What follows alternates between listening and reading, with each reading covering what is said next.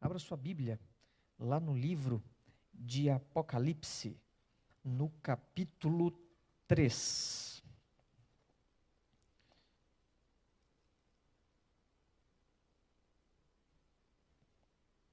Apocalipse, capítulo 3, a partir do versículo 14, você pode acompanhar comigo a leitura desse pequeno trecho onde fala da igreja de Laodiceia. Apocalipse, capítulo 3, versículo 14, diz o seguinte: Ao anjo da igreja em Laodiceia, escreve: Estas coisas diz o Amém, a testemunha fiel e verdadeira, o princípio da criação de Deus. Conheço as tuas obras, que nem és frio e nem quente. Quem dera, fosses frio ou quente. Versículo 16. Assim, porque és morno e nem és quente nem frio, estou a ponto de vomitar-te da minha boca. Pois dizes: Estou rico e abastado e não preciso de coisa alguma. E nem sabes que tu és infeliz, sim, miserável, pobre, cego e nu. Versículo 18 diz: Aconselho-te que de mim compres ouro refinado pelo fogo, para te enriqueceres, vestiduras brancas para te vestires, a fim de que não seja manifesta a vergonha da tua nudez, e colírio para ungires os olhos, a fim de que vejas. Eu repreendo e disciplino a quantos amo. Sê, pois, zeloso e arrepende-te. Eis que estou à porta e bato. Se alguém ouvir a minha voz e abrir a porta, entrarei em sua casa e cearei com ele, e ele comigo. Ao vencedor, versículo 21, dar-lhe-ei sentar-se comigo no meu trono, assim como também eu venci e me sentei com meu Pai no seu trono. Quem tem ouvidos, ouça o que o Espírito diz às igrejas. Aqui nós vemos o relato da igreja de Laodiceia. Você se lembra que nós temos ali 7 igrejas, que elas representam a partir do momento em que Jesus ele sobe aos céus, começa ali então a era cristã, e nós temos então um relato e um alinhamento da história do mundo com as 7 igrejas. E atualmente, nós adventistas do sétimo dia acreditamos que nós estamos vivendo exatamente no período da igreja de Laodiceia, que é a última igreja. Assim como estamos vivendo no período do sexto selo, que é o penúltimo selo, sendo que a abertura do último selo, ou do sétimo selo, é a própria volta de Jesus. Então também os 7 selos nos indicam que nós estamos no final dos tempos. Da mesma forma, quando nós vamos para Daniel, nós temos ali a estátua de Nabucodonosor, onde também nós estamos vivendo o período dos pés de barro e ferro, em que só falta o evento da grande pedra, então, destruir essa estátua que representa justamente a volta de Jesus. Então, nós estamos vivendo nos últimos períodos da história deste mundo. E aqui no capítulo 3, a partir do versículo 14, nós temos o relato detalhado de quais são as características da igreja de Laodiceia. E nós podemos ler aqui. E o que nos marca claramente é que a igreja de Laodiceia é marcada pela característica da mornidão. Mornidão. É uma igreja morna. É uma igreja que nem é fria e uma igreja que não é quente. É uma igreja morna. Mas por que ela é chamada de morna? Interessante. Um pouquinho mais aqui no capítulo, a partir do versículo 19 e 20, tem uma característica muito interessante. Eis que estou à porta e bato, Jesus diz, mas ninguém abre essa porta.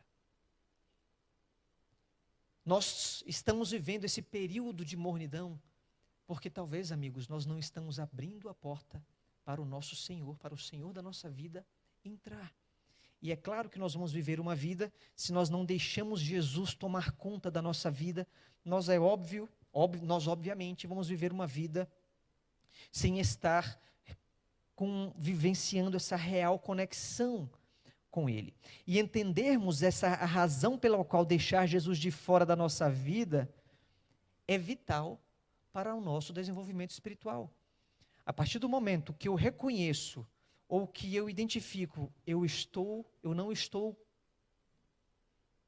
mantendo uma conexão real à videira verdadeira. A partir do momento que eu entendo que eu não estou permitindo que Jesus entre em minha vida, então aqui é o ponto de partida, para que então eu possa revitalizar a minha vida espiritual.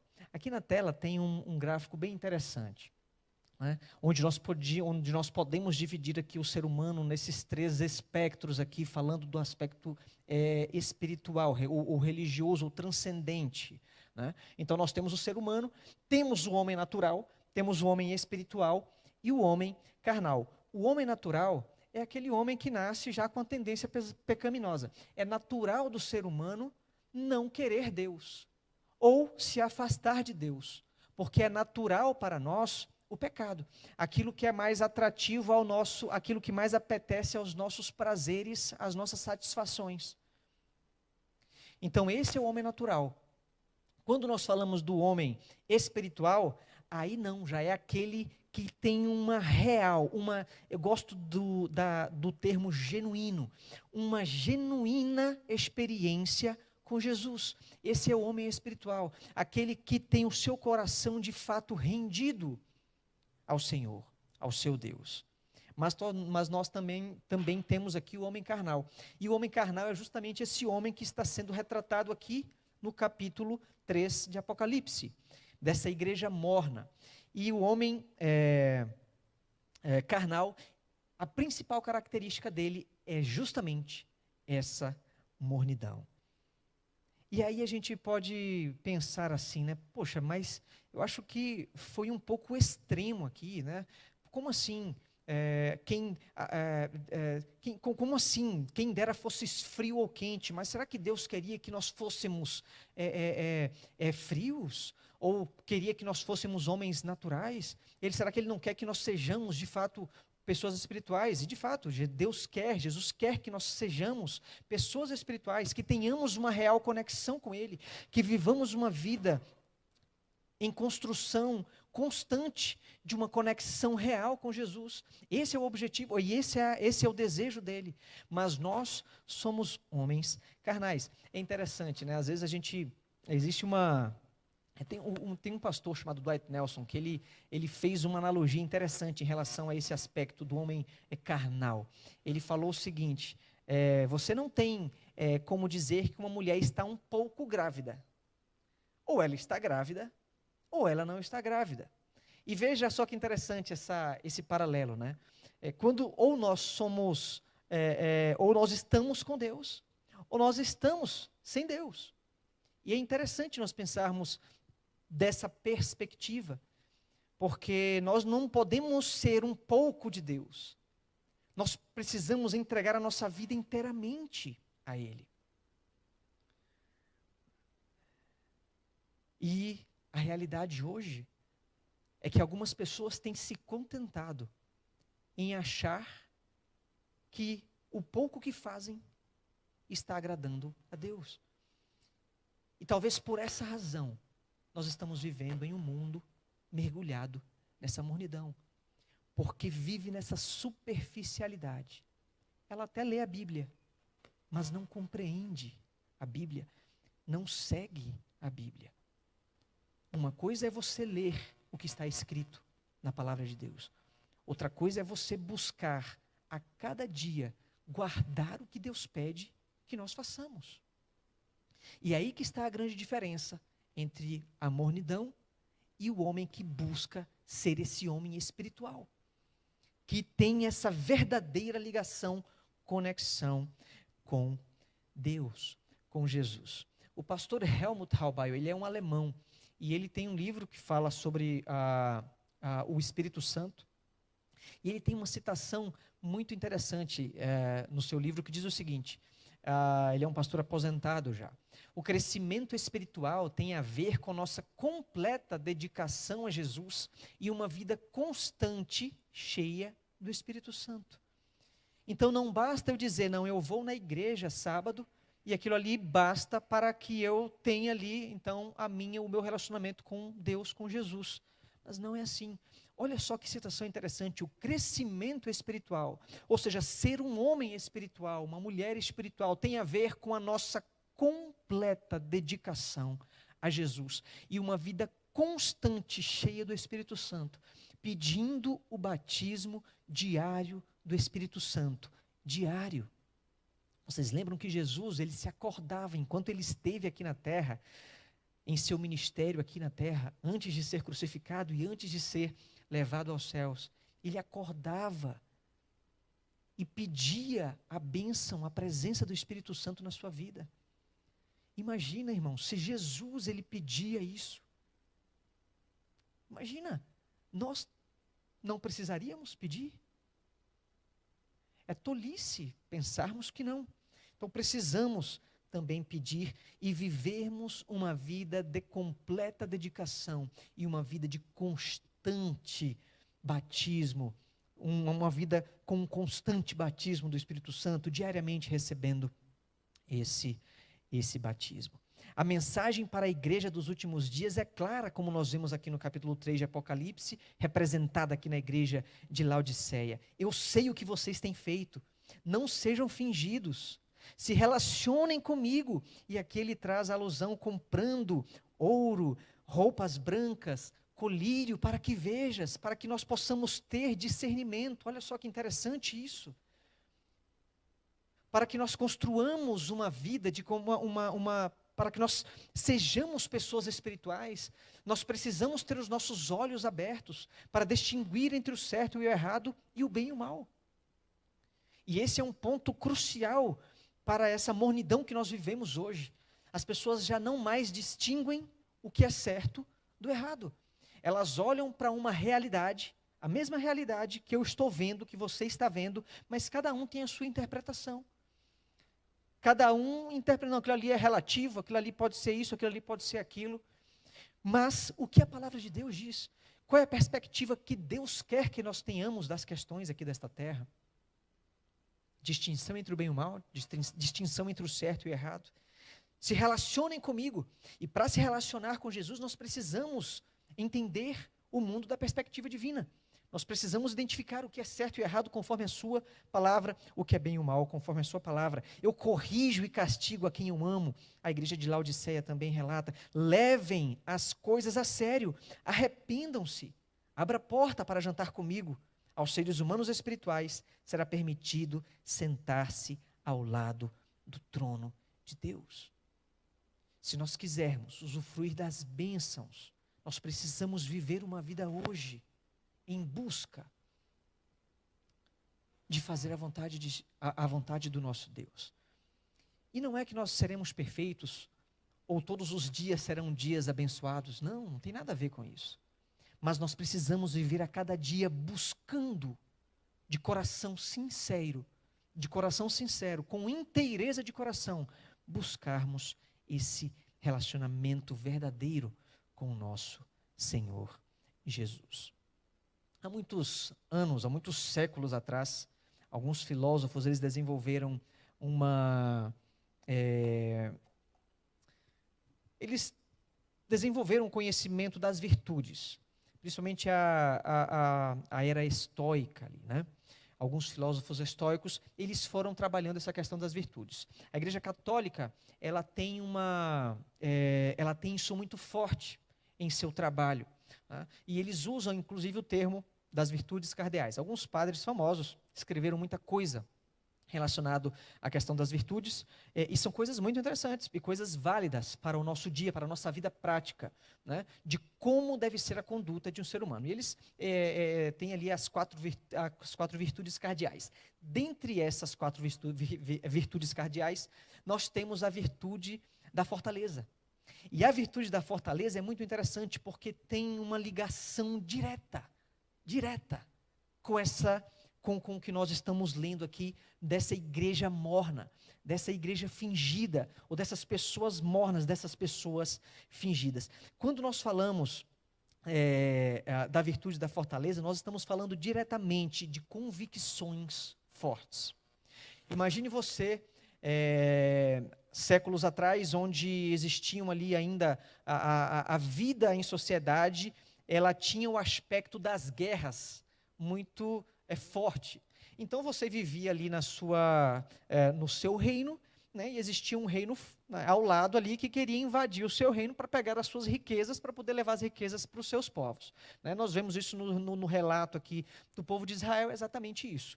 Então, alguns reinos vizinhos entravam lá, roubavam as coisas e levavam para os seus reinos. Imagine você que você vivia ali em uma vila, você vivia em uma vila muito tempo atrás, e chegava lá um grupo de cavaleiros lá em seus cavalos para roubar ali a sua vila, pegar as suas riquezas, pegar os seus filhos, as suas filhas para levarem como escravos para trabalhar para eles. O que você faria numa situação dessa? O normal era que as crianças já começavam a aprender a manusear uma arma, né? No caso, naquela época lá, a espada, nem tinha arma de fogo. Já trabalhar muito o seu físico para ter resistência, para poder combater, para aprender a lutar, e era essa a vida. Mas por que ele então, ao chegar então aqueles cavaleiros ali, qual era a primeira ação dessa criança, que já crescia dentro desse contexto? Não, eu vou defender a minha família. Eles podem até, né, nos derrotar aqui, roubar as nossas coisas, mas eu vou lutar, eu posso morrer lutando. Mas por que isso? É difícil a gente imaginar isso hoje, né? Até porque isso já não faz parte não é comum na nossa sociedade, no contexto em que nós vivenciamos hoje. Nós não temos esse tipo de problema como era antigamente. Por que essas crianças, ou esses jovens, ou esses adultos, os pais de família, os homens da vila ali, eles se juntavam e iam então para cima, iam para defender? Porque eles tinham convicções fortes, eles cresciam desde pequenos, aprendendo: você precisa defender a sua família, você precisa defender o seu povo, você precisa defender a sua vila, você precisa defender as terras, né, do seu povo, da sua família. E quando a gente fala da virtude da fortaleza, é um grande exemplo essa postura dessas pessoas, né, desse exemplo, desse contexto antigo. Porque, amigos, isso é o que nos falta hoje. Quais são as nossas convicções? Quais são as suas convicções? Em que você acredita? Em que você morreria por? E com a palavra de Deus, deveríamos fazer essa pergunta da mesma forma. Será que nós morreríamos por esse evangelho? Será que nós morreríamos, estamos dispostos a morrer pelo nosso Jesus? Estamos dispostos a morrer pelo nosso Deus? Estamos dispostos a morrer por nossas convicções, da nossa bendita esperança? Nós chegaremos, o mundo enfrentará um momento em que essas nossas convicções serão colocadas em xeque. E a nossa postura, qual será a nossa postura diante dessa contestação do mundo em relação às nossas convicções? É uma pergunta interessante e importante que nós devemos fazer. Mas voltando aqui para o aspecto da virtude da fortaleza, nos falta a virtude da fortaleza hoje. Agora, interessante, a virtude da fortaleza, nós poderemos, de forma bem resumida, é claro, existem 3 perguntas que nos ajudam a desenvolver essa virtude interna. Quem eu sou, de onde vim, para onde eu vou. Se eu perguntar para você aqui, quem é você, de onde você veio, para onde você vai, você saberia responder assim de bate-pronto? Alguns com certeza teriam dificuldade. Com certeza teriam dificuldade de responder essa pergunta de forma direta. Quem é você? De onde você veio e para onde você vai? Às vezes você pode até pensar que é simples, mas tente responder. Para você aí mesmo. Tente responder. Reflita nisso. Quem sou eu? De onde vim? Para onde eu vou? Nós poderíamos aqui ter N respostas, inúmeras respostas. E com certeza teríamos se nós fôssemos aqui compartilhar as nossas respostas. Mas é aí que entra o grande ponto e a grande chave dessa virtude da fortaleza no que diz respeito à construção da nossa vida espiritual. As consequências ou a influência que ela tem em nossa vida espiritual, em nosso desenvolvimento espiritual. Porque a partir do momento que eu tenho essas respostas de quem eu sou, de onde vim, para onde eu vou, se eu tenho essas respostas da perspectiva divina, eu vou conseguir algumas respostas que de outra forma eu não encontraria. Você quer ter uma resposta para as angústias que as pessoas têm enfrentado hoje nesse mundo? Está aqui nessas 3 respostas. Se você tem essas 3 respostas entronizadas no âmago do seu ser, você tem convicções que essas respostas são verdadeiras. Nessas respostas, você encontrará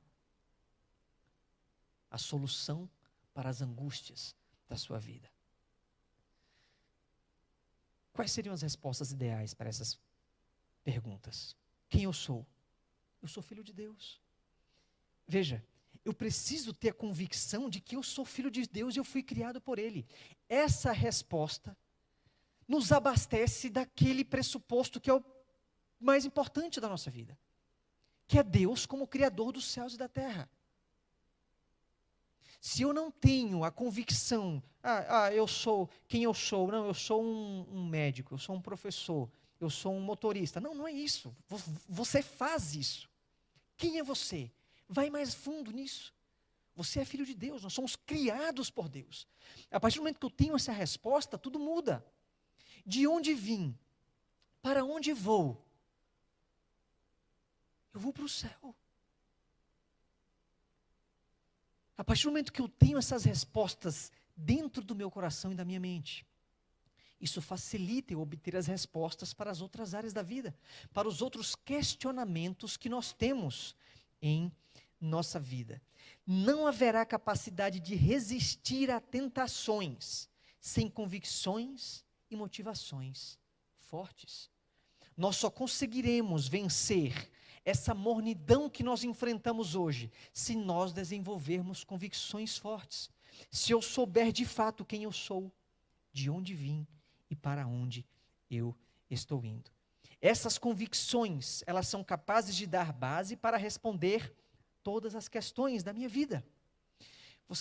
Nós acompanhamos na sexta-feira agora o que aconteceu com o avião da Voipes. Interessante que isso trouxe um impacto diferente para mim, porque nós, quando viajamos de férias para visitar os nossos pais, que eles moram na Bahia, nós viajamos exatamente nesse avião, nesse modelo de avião. Nós compramos a passagem, geralmente vamos ou para Confins ou para Brasília, e de Confins e Brasília tem esse voo menor que vai até Barreiras, que é ali no interior da Bahia. Barreiras fica mais perto de Brasília do que perto de Salvador, né? Então, por isso que a gente vai aqui pelo centro do Brasil. E eu viajo. E nas férias passadas, nós acabamos indo por Salvador. Eu não gosto de ir por Salvador, porque eu já conheço, eu vim do Nordeste, eu sou de lá, e lá venta muito. O clima lá em Salvador é muito estável. Ali, o aeroporto, para você ter ideia, fica exatamente na beira ali do litoral de fato, né? Você está pousando aqui, você está vendo o mar assim do seu lado. O aeroporto fica bem ali, pertinho do mar. Então tem muito vento, venta muito, e às vezes escurece do nada, né, com aquelas nuvens e tal. Só que as passagens estavam mais baratas, e nós fomos por Salvador. Nós descemos em Salvador, e eu não gosto de ir por lá também porque é um voo que fica mais longo, porque é mais longe daqui para Salvador e mais longe de Salvador para Barreiras. Fica um voo mais longo, é mais cansativo, mas nesse ano especificamente estava mais barato, nós optamos por ir por lá. E nós descemos em Salvador, pegamos o avião para ir para Barreiras, e voamos o voo tranquilo de Salvador até Barreiras. Né, tranquilo, lá, né, você pega ali, já vai pegando o interior ali, né, o sertão e ali o interior da Bahia, então o céu limpo, tranquilo, e nós voltamos. Chegando em Barreiras estava chovendo muito. O aeroporto de Barreiras ele fica mais no alto, né, e aí as nuvens desceram e o piloto ele falou, olha, nós não vamos conseguir pousar agora, eu vou avançar um pouco mais e vamos esperar uns 30 minutos para ver se essas nuvens se dissipam e a gente consegue pousar. Ele ficou lá rodando 30 minutos. Olha, ele falou, olha, ainda não está em condições ideais de pouso, mas eu vou tentar pousar. Se não conseguirmos pousar, eu vou arremeter e a gente vai voltar para Salvador. E foi o que ele fez. E ele foi descendo ali, pousando o avião. E você, né, quem já viajou de avião aqui, quem costuma viajar, quando nós entramos nas nuvens, assim, né, a gente fica olhando para o lado, tal, mas rapidamente se passa aquela nuvem, né? E esse rapaz, esse piloto entrou ali no avião e começou a descer e esse negócio e aquele não passava. E a gente olhava para o lado, só aquele monte, aquela nuvem densa, né? E a gente orando ali, meu pai. E até que um momento a gente percebeu que ele acelerou e arremeteu e voltou para Salvador. E o detalhe, nós voltamos para Salvador, foram 2 horas de voo, debaixo de chuva e de um clima muito ruim. O avião balançando o tempo todo e a gente ali naquela tensão, os meninos já cansados. O Kevin, que é o menor, tem restrições alimentares, então a gente já não tinha levado provisão de comida para 5 horas, nós estávamos há quase 5 horas no avião, né, de um voo que era para ser de 2 horas. Enfim, e nós acabamos voltando para Salvador, e aí foi uma confusão. Mas por que eu estou falando isso? Porque esse episódio acabou impactando, né? Porque nós vamos no mesmo avião e passamos ali por uma situação estressante agora há poucos meses atrás, ali no mês de finalzinho de dezembro do ano passado. Mas me diga uma coisa, como explicar o acontecido para os familiares dessas pessoas? Queridos, a realidade é a seguinte: se eles não têm convicções fortes de quem são, de onde vieram e para onde vão, esse sofrimento vai consumir de tal forma. Na verdade, é uma situação já desesperadora. Você perdeu familiares ali. Agora a gente começa a ver as histórias das pessoas que infelizmente morreram, né? É assim, como é triste, né? Pai e filha, dentre outras tantas situações. É triste, já é desesperador. Agora imagina você vivenciar ou experimentar esse tipo de situação sem uma instalação na realidade da perspectiva divina.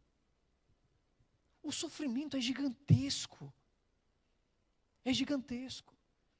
Agora, quando nós olhamos a vida do prisma divino, quando nós entendemos quem nós somos, quando nós entendemos para onde vamos, de onde viemos, apesar do sofrimento, nós vamos achar algumas respostas para continuar vivendo e honrando esse Deus Criador, que é a nossa função aqui nesta terra. A dor, ela vai vir forte, é claro, e nós passaremos por situações complexas nesse mundo. Jesus nunca prometeu que nós viveríamos uma vida de paz eterna aqui neste mundo, mas Ele nos prometeu que sempre estaria conosco. E Ele tornaria o nosso fardo leve. Que nós poderíamos colocar o nosso peso em cima de seus ombros. Mas o fato é que a virtude da fortaleza, ela nos ajuda a enfrentar essas situações adversas. Ter convicções firmes, ter convicções fortes, nos ajudam a enfrentar situações difíceis. Nos ajudam a encontrar respostas para situações adversas. A falta de convicções religiosas firmes forma uma personalidade insegura e deixa o homem, o ser humano, flutuante e intranquilo. Vocês lembram que está escrito lá em Tiago, capítulo 1? Homem de ânimo dobre, inconstante em suas decisões. É isso. Quando nós estamos longe do que Deus quer para nós, nós nos tornamos inconstantes, de ânimo dobre. Se a onda está indo para a direita, você vai para a direita. Se a onda do mar está indo para a esquerda, você vai para a esquerda. Você fica assim. Nós precisamos de convicções fortes. Se nós quisermos fugir dessa mornidão em que nós estamos inseridos hoje, nós precisamos construir convicções fortes. Abra sua Bíblia em Romanos, capítulo 1, nos versículos 18 a 30. Aqui nós temos um relato de Paulo, onde nós podemos aplicar aqui as consequências, como sendo as consequências dessa mornidão. Se nós não nos desvencilharmos dessa mornidão,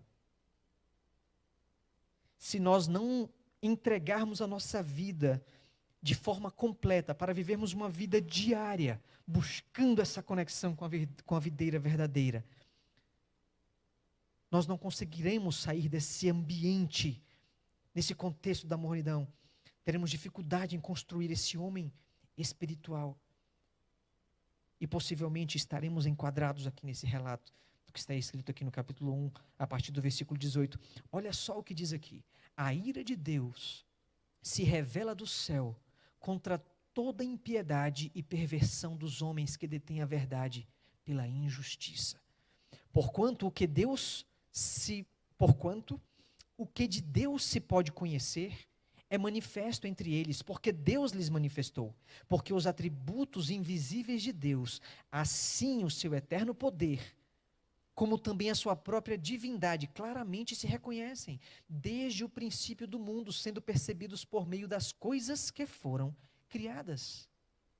Tais homens são, por isso, indesculpáveis, porquanto, tendo conhecimento de Deus, não o glorificaram como Deus, nem lhe deram graças. Antes, se tornaram nulos em seus próprios raciocínios, obscurecendo-se-lhes o coração insensato, inculcando-se por sábios, tornaram-se loucos e mudaram a glória do Deus incorruptível em semelhança da imagem de homem corruptível, bem como de aves quadrúpedes e répteis. Versículo 24. Por isso, Deus entregou tais homens à imundícia, pelas concupiscências de seu próprio coração, para desonrarem o seu corpo entre si, pois eles mudaram a verdade de Deus em mentira, adorando e servindo a criatura em lugar do Criador, o qual é bendito eternamente. Amém. Por causa disso, versículo 26, os entregou Deus a paixões infames, porque até as mulheres mudaram o modo natural de suas relações íntimas por outro, contrário à natureza. Semelhantemente, os homens também, deixando o contrato natural da mulher, se inflamaram mutuamente em sua sensualidade, cometendo torpeza, homens com homens, e recebendo em si mesmos a merecida punição do seu erro. E por haverem desprezado o conhecimento de Deus, o próprio Deus os entregou a uma disposição mental reprovável para praticarem coisas inconvenientes, cheios de toda injustiça, malícia, avareza e maldade, possuídos de inveja, homicídio, contenda, dolo, malignidade, sendo difamadores, caluniadores, aborrecidos de Deus, insolentes, soberbos, presunçosos, inventores de males, desobedientes aos pais, insensatos, pérfidos, sem afeição natural e sem misericórdia. Ora, conhecendo eles a sentença de Deus, de que são passíveis de morte os que tais coisas praticam, não somente as fazem, mas também aprovam os que assim procedem. Se nós não nos desvencilharmos dessa mornidão, nós estaremos sujeitos a estarmos cultivando características que estão relacionadas aqui no livro de Romanos, capítulo 1, a partir do versículo 19. Nós sabemos quem é Deus, mas não damos a glória que Ele merece. A mornidão, ela vai cegar os nossos olhos, ou ela cega os nossos olhos de tal forma, que mesmo sabendo que Deus é Deus, mesmo sabendo que Ele é supremo, nós simplesmente viramos as costas e vivemos a nossa vida cultivando os nossos próprios prazeres. Esse é o resultado da mornidão. Os pensamentos, eles se tornam tolos, a nossa mente se torna vazia. Em vez de adorarem o Criador, nós adoramos as criaturas, e esse aqui é um grande problema. E eu até acrescentaria que, em vez de adorarem ao Criador, os homens, eles passam então a adorar a si mesmos, vivenciando essa vida egoísta, materialista, hedonista, colocando no centro o ser humano, num centro onde deveria estar Jesus. O ser humano está entregue aos seus maus pensamentos, que é a característica do homem natural. Vocês lembram? O homem natural é a nossa tendência natural. Sabem que o que fazem é errado, mas continuam fazendo. Aprovam os que fazem as mesmas coisas que eles fazem. E assim nós vamos vivendo a vida. Vivendo uma vida em desacordo com aquilo que Deus pede que vivamos. Volte lá para Apocalipse capítulo 3.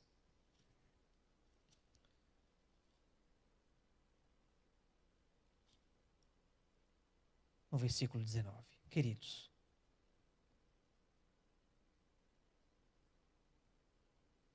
eis que estou à porta e bato. Se alguém ouvir a minha voz e abrir a porta, entrarei em sua casa e cearei com ele, e Ele comigo. A promessa de Jesus para nós hoje é que se nós abrirmos a porta do nosso coração, Ele irá entrar em nosso coração e irá cear com cada um de nós. Mas nesse contexto de mornidão, muitas vezes, nós podemos estar abrindo até a primeira porta. Mas dentro da nossa casa, existem algumas outras várias portas. E nós estamos mantendo algumas portas fechadas. E talvez aqui seja o grande problema que nós temos hoje. Eu estou até abrindo essa primeira porta. Não, Senhor, entre. Entre. Eu vou na igreja no sábado, devolvo meu dízimo, trato bem as pessoas, faço boas ações, faço caridade. Vivo uma vida aparentemente cristã. Mas dentro da casa, ao adentrar essa primeira porta, talvez nós tenhamos algumas portas ali que nós não queremos fechar ou não queremos abrir. Estamos mantendo essas portas fechadas. E isso, queridos, só você sabe quais são essas portas. Só você e Jesus sabem quais são essas portas. E o pedido dele é que você abra essas portas e deixe Jesus entrar. Porque ao vencedor, dar-lhe-ei sentar-se comigo no meu trono, assim como também eu venci e me sentei com meu Pai no seu trono. Assim como o nosso Jesus venceu a morte, para nos dar a oportunidade de vivermos com Ele eternamente nas mansões celestiais. Ele diz, você pode vencer, assim como eu venci. Se entregue inteiramente a esse Deus. Porque existe um tesouro esperando por cada um de nós.